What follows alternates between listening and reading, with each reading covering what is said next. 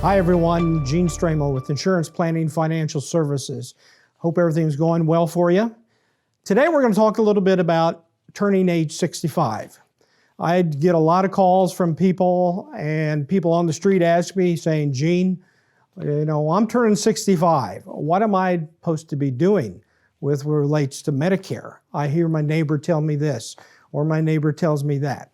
So we're going to kind of clean that up today and talk a little bit about some of the requirements are needed when you turn 65. So everybody is different when it comes to turning age 65. If you're still employed through a group and you are going to continue to work even and carry group insurance, there's some requirements that are different than people that are totally on an individual plan and are turning to age 65 and going to Medicare fully. It's totally different than someone that is employed. Other options out there, if you're under Social Security disability and you're turning 65, there's rules and regulations for that. So everybody is different when it comes to turning age 65 and requirements. A little bit of the requirements is when you turn 65, you automatically get Medicare Part A. Medicare Part A is the hospital side of Medicare. When you go on to Medicare Part B, that is the outpatient side. Now, if you're working and 65, you continue to work, you and are provided health insurance, you don't need Medicare Part B. That expense can be waived until you retire fully.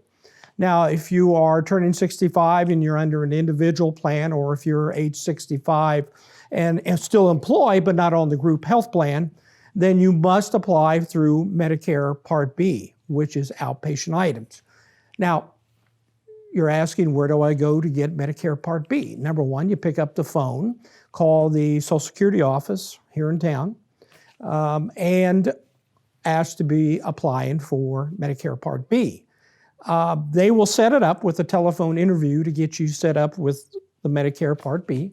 They'll ask you some other questions like, are you taking Social Security or are you delaying it? There's an option there. And also, if you are computer savvy, you can go on the Medicare.gov site or Social Security site and sign up yourself. And that's a great and simple way to do that. So you'll have the resources there. You'll also have resources of the area aging will help you out with those questions. We at Insurance Planning also can help you steer you into the right directions. Time frames in order to get this set up for you. Once you come off your group plan, you have X amount of days in order to get a plan set up for you. And regardless, it's a Medicare supplement plan or it's a Medicare Part D. And we'll be talking about those products in our future videos coming up. But this kind of gives you an outline of what are some of your requirements when you turn 65.